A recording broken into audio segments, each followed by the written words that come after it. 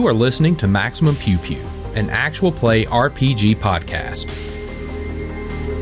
Maximum Pew Pew follows continuous storylines and are meant to be enjoyed from the beginning. This episode follows the West of Perdition storyline and may contain spoilers for adventures contained in Things from the Flood and Out of Time, published by Free League. The following content may contain mature themes and adult language. In this episode, the teens discover an impromptu staff meeting in the school library.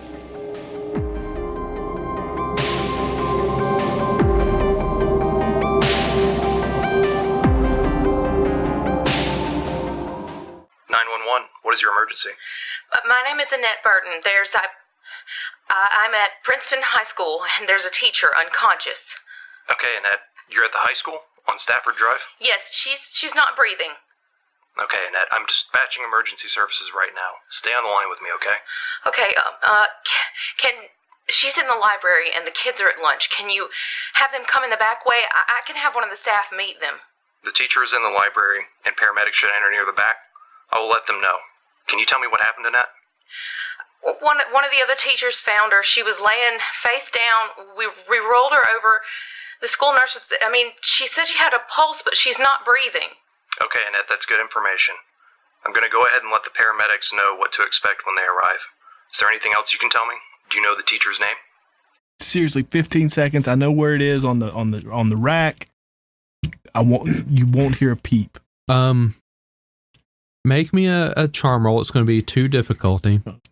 A failure means that she still won't let you in, but she'll run and get it for you. Sure. And success means that she'll kind of relent. And so we're looking for 2. I got 1. Got 1. Okay. I can burn my shame, right? You can if you want to do that. Now, that's a once per session thing, but I don't want to dissuade you from using it if you really want in here. Use it on this. No, I won't burn it. Okay. Let's let it go. So you'll let it go. You get enough of an impression on her that you really want that new one, and she's like, "I'll be right back. You stay here. I'll get it for you." She's back within about 30 seconds, and you've got Troy Aikman, the Dallas Cowboys or something on the front cover. And, will they make another run at it? And I don't know who won Super Bowl in 99. I don't remember either. That's not the table for that discussion. This is the wrong podcast for you if you're looking for Super Bowl winners 20 years ago. Come on, Jared. I know sport ball. Yay, sports. Kick the ball. But yeah, it's probably harder than the other guy. Yeah, it's probably. Would that have been Tom Brady yet, or is that still a little bit too early? It would have been Tom Brady's first year in the league. Okay, so we'll say Tom Brady rookie year, something like that. Which was he sat on the bench. So okay, so whoever's the Patriots, was it Flutie or something like that? Bledsoe. Okay, why am I talking about football right now?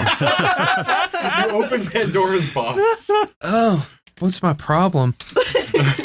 You now have the newest edition of Sports Illustrated. September 1998 Sports Illustrated. Yeah, someone will look that up and see what it is here in a moment.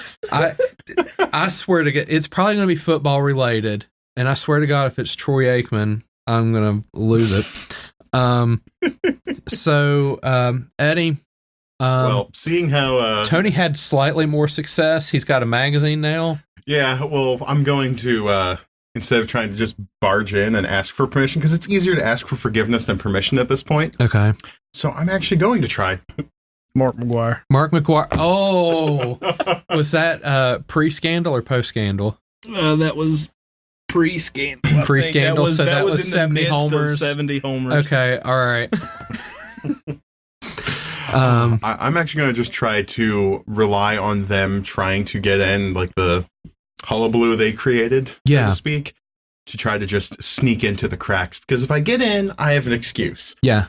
And if I don't, I still have an excuse. So you're just going to skirt the flanks? I'm going to try skirting the flanks and see if I can, Okay, so yeah, give me sneak in a little bit. Give me a sneak check. You're just looking for the one success right now. Yeah, not so great at sneak, but I run faster than I sneak, obviously. There's 1 6. And that is all you need. So awesome. You are able to sneak your way into, so you kind of skirt around the flank. You find a sort of a back entrance. It's sort of like where the AV stuff is. So the AV kind of has like 2 entrances, one on the outside and one that goes into the library. That way you can get your AV cart without disrupting the entire library. Right. So you go in there and you slip in there, and then you kind of like look through that door, and you kind of determine, do I want to be in the AV room? Do I not want to be in the AV room? How do I want to do this? But you sneak into the library, and what you are seeing is there are probably a dozen faculty in here standing about in a bit of a circle, sort of, worried. You've got one teacher behind the librarian's desk, currently on the telephone, talking hurriedly to someone. And on the ground, lying on her back, is the librarian, motionless. Ooh. And the people here are worried. This isn't like some type of ritual that's happening, like a blood sacrifice or anything. Like they're worried. This gives you the impression that it is a medical emergency. Mm-hmm. The school nurse is currently, checking pulses, checking breaths, trying to determine if she needs to do like CPR or something. But the librarian is basically flat on her back in the middle of the floor, like catatonic. Mm. The more you listen, the more you realize that they're probably on the telephone with like a 911 operator right now. And some of the teachers are having a discussion as to like the best way to get her out of here. You have the principal saying they're going to go down to the office real quick and disable the bell. That way kids are kind of in the lunchroom for a few extra minutes so they can kind of get her in and out without too much commotion. Because, if anyone had seen this happen, everyone would have left and come in here and flooded. Yeah. Like you 4 did. So that's kind of the situation. Because of the PCs, damn it. If not us, then who? Right. So this is what you're seeing right now. This is why they're trying to keep things a little bit of a secret, why they're not fully disclosing what's happening in the library. Okay. But they're not even going, like, I'm not picking up anything as to what actually happened, just the fact that she's laid out there. They're not saying anything over the phone about what led up to it, or they're not... Well, you're in the library. Give me... we'll call it an investigate check. Now that you're in here, and it'll just be a normal difficulty. Just looking for a single success. 1 success. 1 success. So investigate, find hidden objects, understand clues, break puzzles, and a success means you can ask me 2 questions. Okay. Are they actively explaining what led up to this? Like, is the person on the phone relaying what had led up to this? Is there like a repeat of, no, she was fine and then she just fell over, or... So what you're getting from the person on the telephone, who is a poor historian of what's happened, is that she was found this way. They don't know how long she's been unconscious. She does not seem to be breathing, but she does seem to have a pulse. And the school nurse doesn't want to do CPR because she's got a rhythm. Like, she's, her heart's beating. So, like, so they're trying to figure out, do they need to do rescue breathing or what type of measures they need to take, because, it's just very strange. But nobody saw it happen. Okay. They just found her this way, and they're making the call. And, they mobilized faculty to come in there and kind of run screens so that, a bunch of kids don't come in here and start rumor mongering, basically.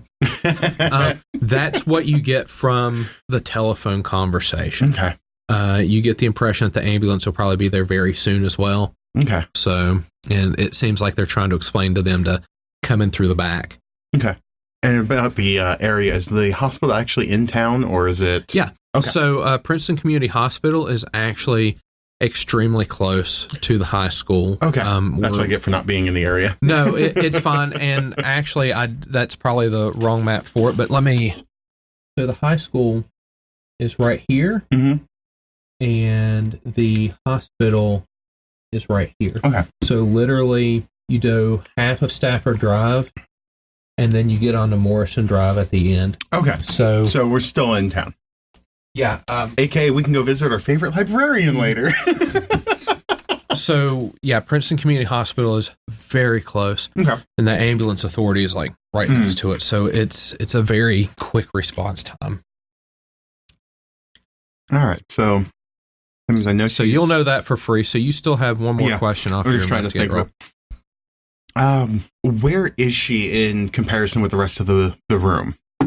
Like, where, basically, where are they all in comparison? Like, does she fall into whatever the state is in, like, the reference collection? Was she, like, did it look like she was putting away books? Was she over by the computers? Gotcha. Because that...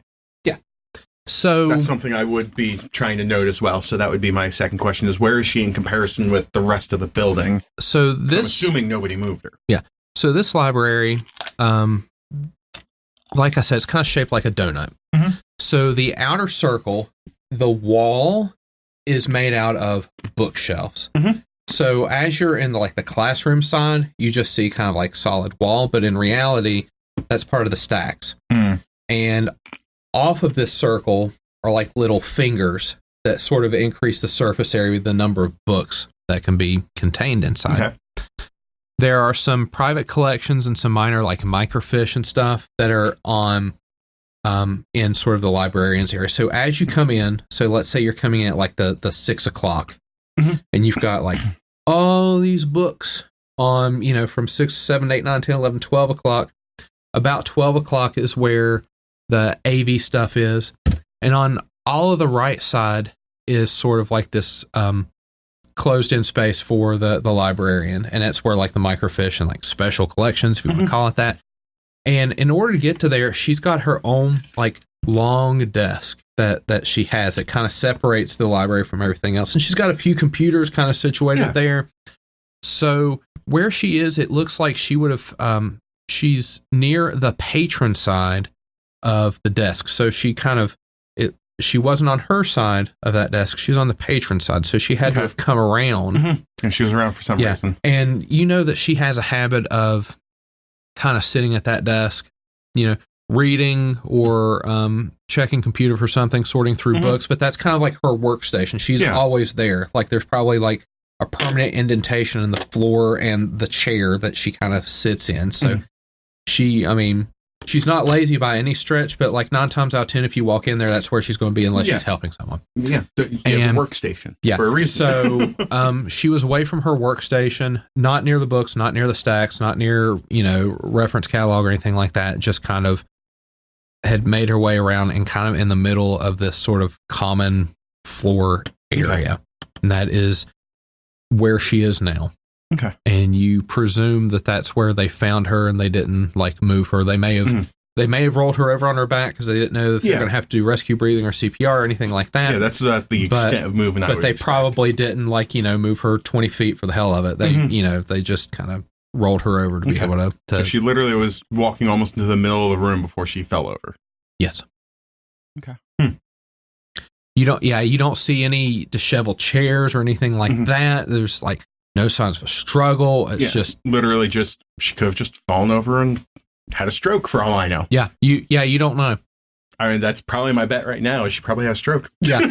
You're getting the impression that the teachers didn't want you to see a dead body. So that's why they're trying to run a screen right now. Darn us kids. The last thing we need is a 15-year-olds to see a dead body. Not again. Yes, Not this year. So once I get a feel that I've already seen everything I could without getting caught, seeing like the movement and, checking my watch to see that it is getting close to when the bells would ring, even though they said they were walking away to. Yeah, you've seen like the vice principal kind of make their way back there. You check your watch, and you know that bell should have probably rang about 1 or 2 minutes ago. Mm-hmm. I should probably get out of here just so I don't get caught. As you're strolling away, you can see like the Jan Care like ambulance, like people come in with their cart coming in for the back entrance and checking on her and making a big hurry of trying to get her up, gurneyed out and to the hospital as quick as they can. But that seems to be what's going down, and you figure that type of chaos and people kind of moving and stuff, it's going to be a perfect time for you to be able to piece your way out of that. Yep. Does Willow see him coming out after, all that commotion, probably? If he wants you to see. Well, actually, really just depends, because I would be I'm assuming getting back to the cafeteria is my best bet. Yeah, back on the donut analogy where everyone was kind of stuck at 6 o'clock position, you came in at 12. Okay. So you would have had to have come through one of the sides to get back up to 12 to get back towards the cafeteria. Right. So unless you all went into other areas, you would end up running into me as I'm coming my way back out of there. Okay. Well, definitely seeing that, you were probably got a better view than she did. We'll try to, flag you down and pull you aside. Just be like, hey, come here. Right here. Come here. Yeah, but can I trust you? Well, I'm also there, and you and I have at least a professional relationship. Yes. So are you saying you don't trust me? Yeah, it's that moment of, come here. I'm like, oh, do I really trust you? And then seeing, it's like, oh, do I have to? But knowing that you're there as well, it's like, all right, and where are you hiding here, big bro? Oh, he's probably leaning against the locker, just flipping through Sports Illustrated. I have no care in the world. Steelers have a shot? Really? Because at this moment, I'm thinking that maybe she's making a bit more of a bigger deal of it than she should, because these are the same people who will shit a brick if you are doodling in class. So okay. Yeah, fair enough. So to see them just like speed walk to the library and then say, we're having a meeting. Is that a backpack? What is this? Typical faculty stuff. Yeah. I'm not expecting anything from any of this. Gotcha. Well, so I catch up to the rest of you. I actually just lean against the locker and just exhale like I've been holding my breath for a while. Well, that's quite the faculty meeting they're having in there. And what's up? Wasn't Jimmy, was it? No, it wasn't Jimmy. Well, I mean, that's... I guess I gotta find out where the new hiding spot is now. But anyway, no, she was on the floor. Who was on the floor? Our librarian. Did it look like she fainted? Mrs. Carmichael? Carmichael, yeah. Yeah, Mrs. Carmichael. She was just on the floor. And I've overheard them on the phone with 911, and they said very, very erratically were saying things like they found her in the middle of the floor in the library. She has a pulse, but she's not breathing. Did they try CPR or something like that with her? They said something about her heart has a rhythm, so they're not going to try CPR. That's odd. Yeah, the ambulance is already out back, and they're trying to sneak her out of here before lunch lets out, which should have been 5 minutes ago. Question for the GM. How do we know how old the librarian would have been? Was she kind of young, middle-aged, elderly? Mrs. Carmichael was probably in her early 50s, late 40s. Early 50s, late 40s? Yeah. Okay, so I mean, not terribly old. She's been there for a while, and you probably, maybe as long as that school, that high school has been open, which would have been circa 85. When sounds right. That's when that high school was 81 was when that high school was built, sorry. Okay. Well, to me, she is fairly old, so the possibility of her having a stroke or something probably doesn't strike me as too surprising, but it is concerning. You've heard of old people having strokes. Yeah. So. Yeah, 1750, 50s is old. That's ancient. Yeah. The only thing older is, is Grandma, and you just don't mess with Grandma. Yeah. She's indestructible, man. Oh, well, I thought they were probably discussing the weird food shortage that's going on. I was hoping to hear something about that because shortage of everything, especially new cars. This is boring. But they said they found her and she wasn't in her workstation. She was just right in the middle of the room. Maybe that's why lunch was crap. Maybe she was the one that's supposed to order it. Yeah, but Nah. that's the same issue. Like, the only thing that looks like it's full, what Tristan pointed out, was just the Coke machines and the Pepsi machines. And that's all local. Yeah. Everything else seems to be running barren, kind of. If it's an export, and every time I try to leave, I feel like I have to come back. I think the only thing. Why do you want to stay here? I don't. I want to go to a mall, but I can't leave. I just, like, I start driving, and, like, once I get on the interstate, I just go, I don't want to go, and I just come right back, which is unusual for me, because I love going on long drives in my van. And I do shop locally every once in a while, but just have, like, little thrift stores and stuff. But new clothes, I want to go to the mall. And everywhere I've been going, I've been hearing, like, this vehicle hasn't, or this truck hasn't come in, or we're low on this and low on that. So I thought maybe they were discussing that. Probably closing down the school because we don't have the food. If they close down school, that's going to be amazing. I know, right? We can only hope that this food shortage continues. Spoken like a true jock. Hey, 3 days off. I mean, Hey. I'm okay with the 4-day weekend. Those days where we would be at school, we can just take those days to make some money. Well, if they ever get oil back in. Well, Yeah. that sounds like a you problem. I have more skills than that. Well, I'm starting with that. Gotta be at least a little polite. Hey, you can join me to mow some lawns sometime if you want. I have a better idea. Is gas still being imported? That's a good question.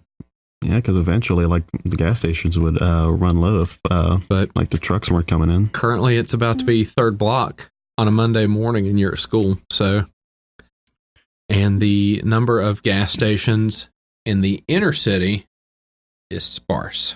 Oh, yeah. You'd have to go several blocks down Stafford to a Citgo to be able to see. Now, there's other.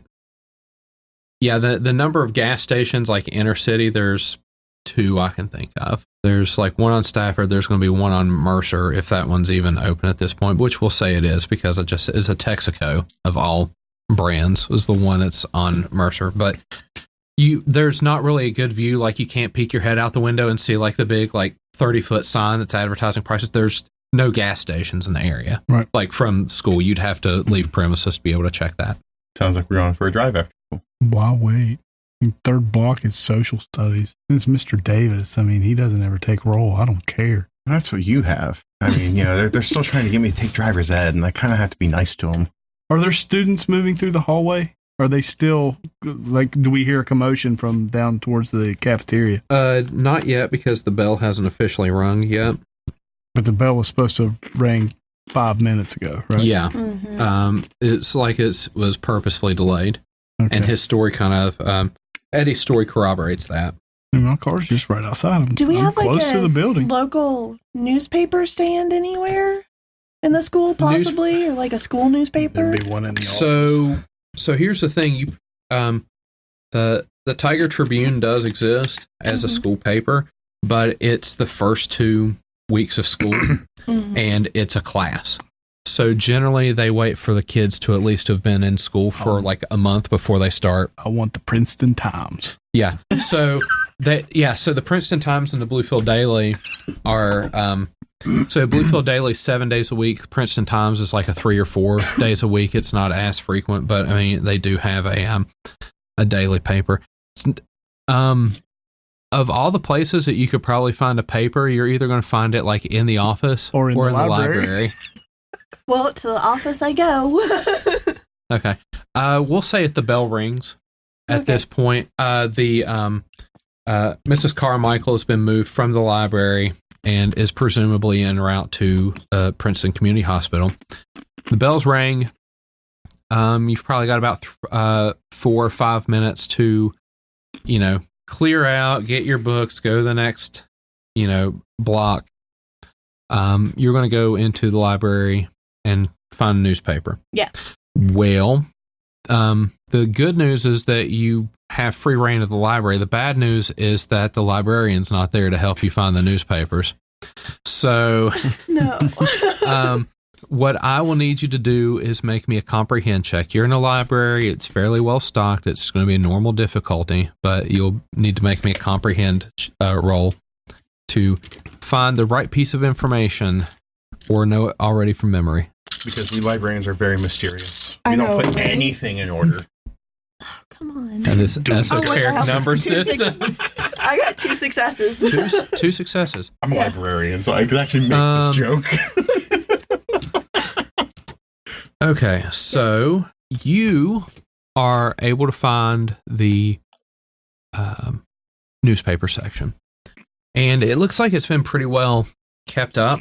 And it seems like the past week or so actually hasn't been put back in the actual like stacks. Like they're there for people to be able to review because it's the most recent bit of news. Mm-hmm. Then after a week or so, looks like she puts it away. So you have the past week, which is going to be about 4 editions of the Princeton Times. And the Princeton Times will hit a lot of like very local stories. They don't hit a lot of the nationwide stuff just because the Bluefield Daily kind of already takes care of like the bigger picture news. But the Princeton Times kind of hits like the more local stuff. And you can see that there are a lot of editorials and opinion pieces of people kind of complaining about like, you know, the grocery stores running low on stuff and it's been hard to get things. And, you know, my people anonymously venting to the equivalent of Dear Abby saying like, you know, we've had this vacation planned for so long and my husband decided at the last minute he didn't want to go and it's been upsetting. It's really put a strain on our relationship. What should we do? Because you did so well, I'm going to give you an additional piece of information. And what that additional piece of information is that the school actually does maintain, it appears to be the last 3 months of Bluefield Daily Telegraphs, in addition to historic versions of the newspaper. So big stories that you would see, and they're just going to keep for kind of like important file. Yeah, so like that would have been around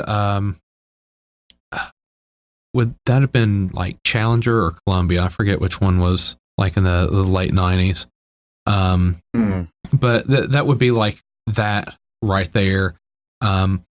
Presidential elections announcing, you know, like Bill Clinton won and Bill Clinton won again.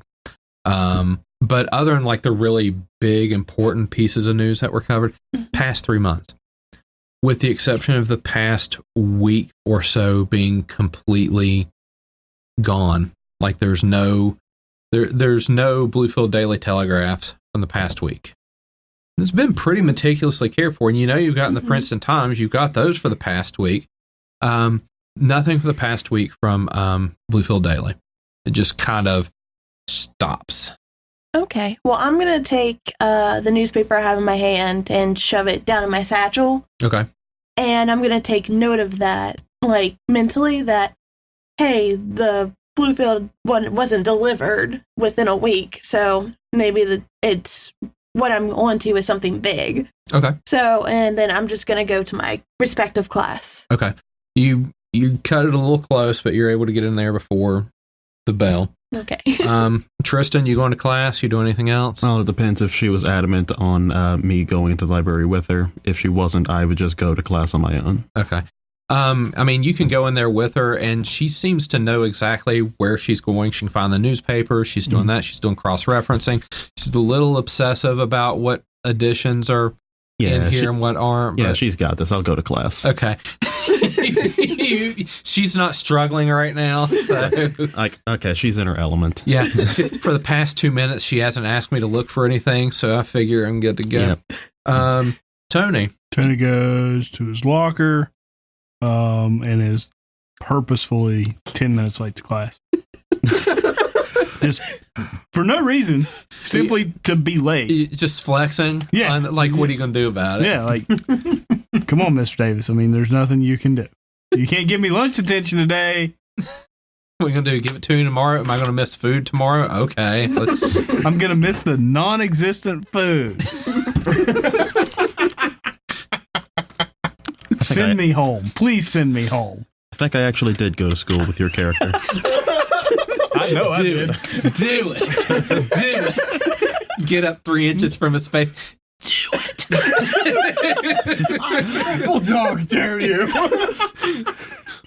Wait till the baseball coach hears about this. Coach Smith is going to be pissed. Eddie. I'm actually going to be heading directly to class to be on time because it's probably one of my shop classes. Okay. And, teacher for that is driver's ed teacher, and I'm trying to stay on their good side. So, okay. Yeah, plus shop. I like shop class. Yeah. So, interestingly, the shop class is kind of held in conjunction with Mercer County Vocational Technical Education Center. That's a mouthful. We can call it Mercer County VOTEC from here on out. Mm-hmm. So it's kind of like the equivalent of like Carver is here, but it's like almost shares like a roadway with Princeton. Mm-hmm. So very convenient if you're, a Princeton student, you want to do like welding or masonry. There's a AutoCAD class there. They're starting to get classes like a beautician school. So a lot of different stuff there, but there is a shop class there, and they do stuff with like cars. Mm-hmm. The one kind of mechanic teacher there, he's got probably a half dozen vehicles that are kind of beaters that he's bought for real cheap and brings them in just for the sole purpose of like, what are they going to do to them? Where do you think my spare parts are coming from? Right. Ouch. Please stay away from my van. But no, I'm getting them for your van. There's a difference. But he's not running a chop shop. You are. Yeah. But he buys them knowingly run the chop shop. Well, he buys them knowing that he's going to be able to get them fixed up. Mm-hmm. And he uses that as kind of like a case study, much like when you have a patient come to the hospital and you're like a med student, like, oh, you need to see this. Basically, he has to come in. It's like, oh, these engines are seized up. Let me show you how to fix this particular problem. Or, today we're just going to go over, like replacing brake pads and stuff. And I picked this model because it's not such a pain in the butt to replace the brake pads. And we'll work our way up to some of these more, crazy older models or whatever. So you go to class. And you had mentioned that this particular teacher also does like driver's ed. Yeah, because, who else is going to be willing to sit through driver's ed than somebody who's used to dealing with people with very dangerous tools? Right. So if I trust you with a dangerous tool, I could probably trust you behind, 1,000 pounds of steel. Yeah. As you have class with him, you'll get the impression he's been a bit frustrated that driver's ed has been very difficult to do, and they've been stuck on book work for a lot longer than he would like. He'd like to have a bit more practical experience, but they've been stuck on sort of the book didactic for significantly longer than he'd like because gas has gotten so expensive. And to make matters worse, like you can't even get regular unleaded. Like not only have they jacked the prices up on gas, but you have to get like plus or premium gas to even be able to fill up. Damn OPEC. Yeah. So, he's kind of like voicing his frustrations because he's usually pretty open. Like one of the kids, like, "Hey, when are we going to be able to drive one of these things?" Like, well, when when you can get gas around here and it's not, $3 a gallon. Ugh. Especially in the 90s. Ugh. Say 98 gas was lower between ones. Or was it less than one? Probably less than one. Yeah, I think it was. I think it was like a time where it's like 39 cents a gallon or something. Remember those days? Fill up my car for $10. Yeah. But yeah, probably while we're working on this, some of us that are doing driver's ed with them have probably been lamenting on it. And yeah, because there's only so many times you can read about taking a left turn from one lane to a one lane and how roundabouts work, because that's what they decide to put at the courthouse. There's only so many times you can like read about it before you've actually got to go out and actually see that in action. And, we're really getting tired about telling the difference between a yield sign and a speed limit sign. Yeah. The shop teacher was not meant for book learning. You can tell that he would much rather bring in one of these like clunker cars for you guys to work on. So, third block passes, fourth block passes, final bell rings. Time to go home and Party now. do what it is that you do. You have practice? No, that's right. You're off season right now. It's off season, but Tony goes to the field and works out anyway after school every day. Since it's warm. He knows, when November and December come around, there's not going to be a whole lot of ability to do some long tosses and some BP because there's going to be snow on the ground. Right. Well, and the nice thing too is that the field's going to be open, but the coach for the football team has probably got them doing like weight and conditioning. So they're not going to use the field yet. Yep. So like they're eventually going to come out on the field. So as long as you're able to sneak in your practice and then like kind of peace out, then, the football players aren't going to get like all whiny and say like, well, there's a baseball team out here. We don't come to your field and tear it up. And, as children do. So yeah, you're able to, you could run stadiums. You could, just set. God, I'm not running Honeycutt Stadium. No, that's a legit stadium there.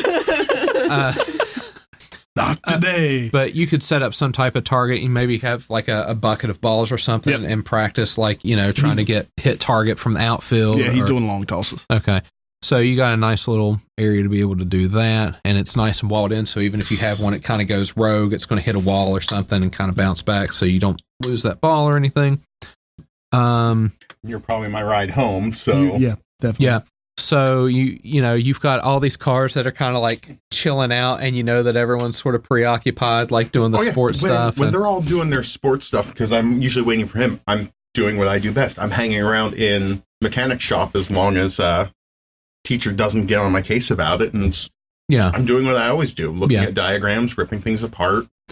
And the other thing too is they'll sometimes he'll be able to find someone that he knows kind of like on the side, like, hey, we'll have my kids look at your car and, it'll be a learning experience, but I'm not going to charge you full price and we'll get it fixed. And I'll, so it's kind of like sort of case study and stuff. So, definitely. And, shop teacher might be able to slip you a little bit of money under the table, or he might, go Domino's and get dinner or something or something like he's not going to give you much because there's like that student-teacher relationship. Yeah, but it still gives me something to do to pass the time. Plus, it's something I'm good at, and he hasn't yelled at me yet.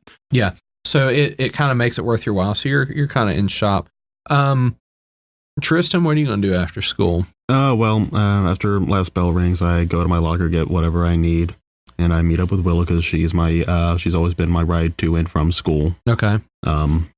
Just getting just the typical like ritual of school ending. Okay. Willow, what's your after school? So I definitely will stop by my locker, but Willow's on a mission. Okay. So once she sees Tristan, she's not even going to wait for him to like leave his locker because she knows exactly where it's at. Once You're going to meet him there? Yeah, she's going to run right to his locker and be like, look, I'm onto something. She'll pull out like the newspaper and everything. And she'll be like, look, we're running low on everything. And she'll pull out all the pages and show him the stuff that she found and be like, we still even haven't received, the other newspaper. It's like the image of the guy like pointing at all the bulletin boards. Exactly that. With like red yarn everywhere. What does that mean? Is it Always Sunny or one It's of Always those Sunny. Okay. Yeah. Yes. I keep seeing it everywhere, and I'm like, that's my head on a daily basis. Yeah. Well, that's Willow right now. Yeah. It's like putting pieces together. So, Tony, you're out practicing. You're doing your long throws, and the stadium and Princeton is kind of close to 460, and the stadium's kind of closer to like the hospital and the ambulance and the fire department and the city police. State police are over on the other side of town, but city police, like all that's kind of concentrated, and you're like 2 blocks from the courthouse. Like that's kind of like all the municipal buildings are right there. And, you're throwing pitches, and it's not unusual to maybe hear a siren go by, and you hear one, your curiosity kind of kicks in, like, is it police? Is it fire? You can't really see it. because you're in the stadium, right? So, but you can hear it, and you know the sound kind of catches in there, and you hear one, then you hear like a second one, and a third, and like a fourth and a fifth. Like you're hearing a ton of sirens, and it's like that Doppler effect. It's not the same ones, like it just kind of goes by, and you just hear them all rushing. It sounds like they're rushing down like Stafford Drive. Okay.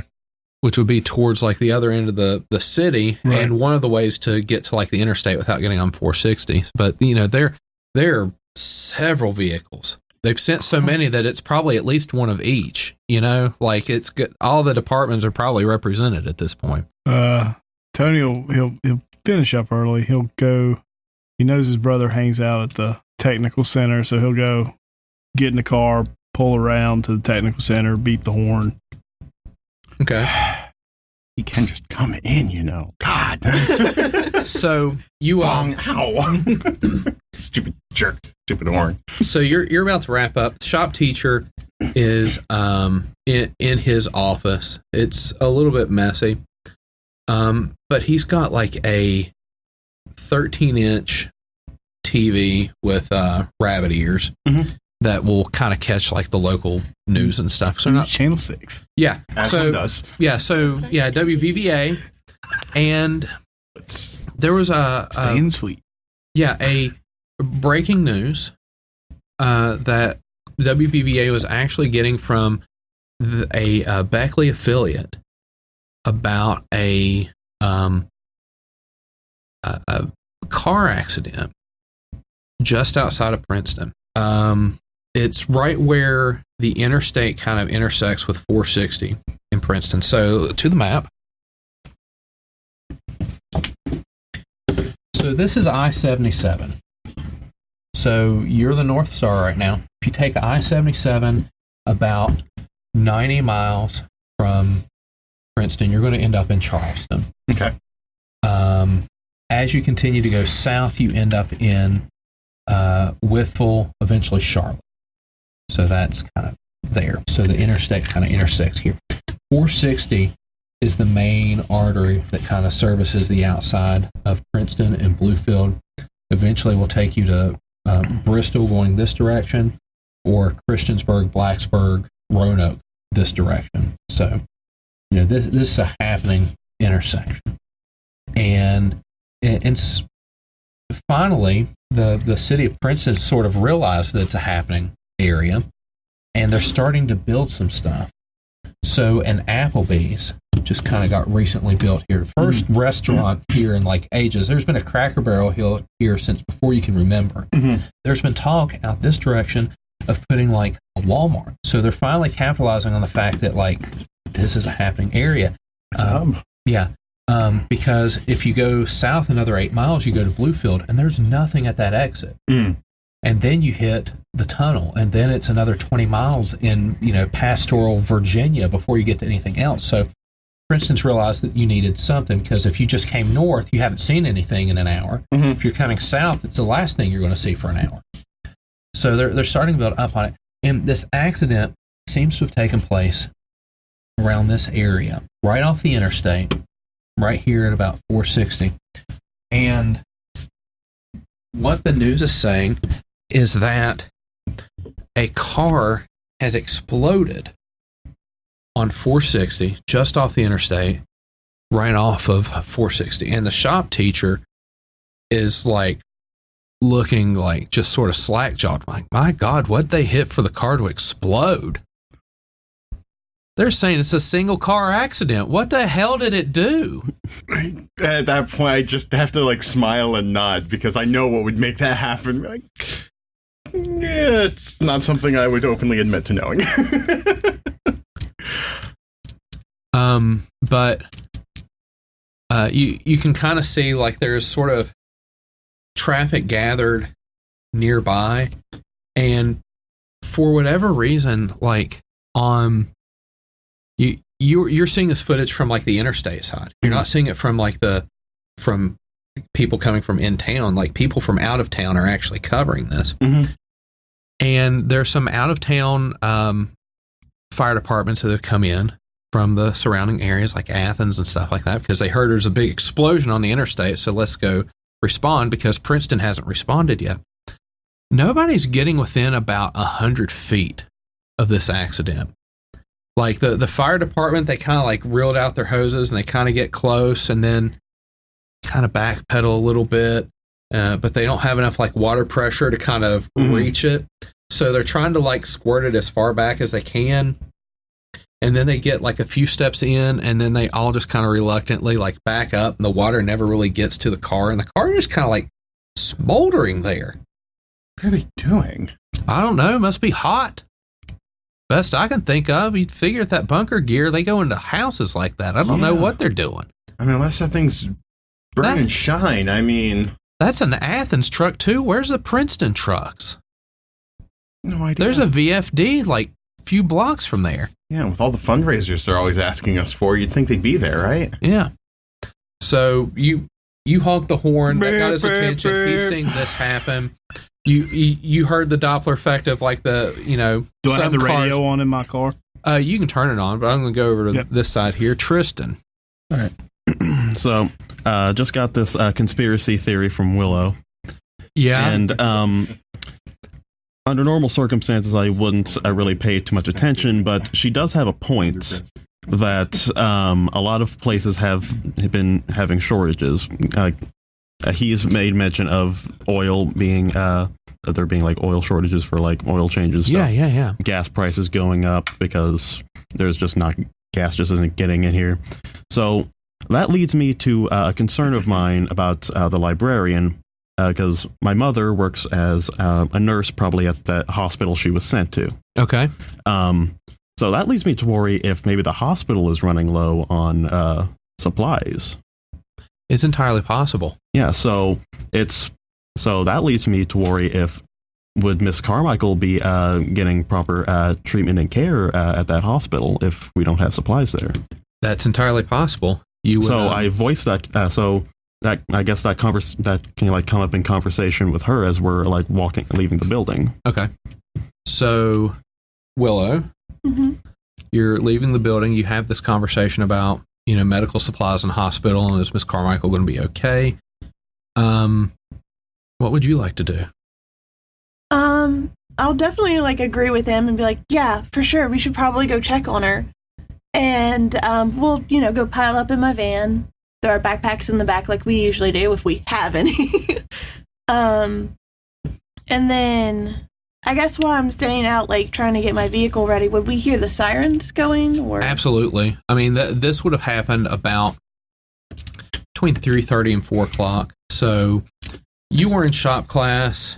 You were practicing. It would have happened a little bit later. So maybe you guys were kind of sitting in the van real quick and just having this chat. And then, it may have caught your eye because you're not sort of, your vision lines wouldn't have been impaired like Tony's were because he was and you may have seen the shining red lights in your rear view kind of catch your eye and you see that. And then a little while later, you see another one. It looks like an ambulance kind of going by, followed directly behind by 2 more pumper trucks from the fire department and a police car kind of go by. They're all going toward that interstate area, which you wouldn't have known about the news of this happening. Yeah. While now, Tony, while you were waiting on Eddy to come through, maybe you're flipping through the stations and commercial and news, and you would have normally flipped off of it if it weren't for the fact that the first words that you heard were fiery crash. Ooh. And you and it's not NASCAR. Yeah, and you kind of linger on that for a while, and you hear that it's really local, and you hear that it's a station that you are sometimes able to pick up out of Blacksburg, and they actually play good music because it's college campus. So you on rare occasion, and they're the ones reporting. It's not J104.5 or Star 95 or anything like that. It's outside station reporting. Actually, no, you probably would be able to hear it on Star 95 as well. They would report on it because they're based out of Princeton. And what about what's the other one down there? 99.5, big dog in country. Yeah. Well, so all the radio stations are going to be able to report on it. Yeah, they're all able to report on it. So you're hearing it from a local Princeton station. You're hearing it from Blacksburg station. You're hearing it from the Bluefield affiliates. Like, everyone's kind of reporting on this fiery accident. And, they've got little snippets here and there, but it seems like, there's a full response being mounted, and they don't have any other additional details, and that bit of the road's probably closed. Burp, burp, burp.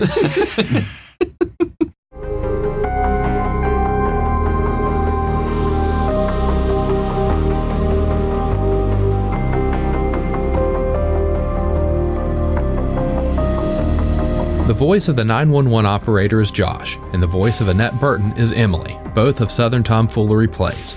Find out more at southerntomfoolery.com. Title and credit theme provided by Tabletop Audio. 10-minute ambiances and music for games and stories. Find out more at tabletopaudio.com.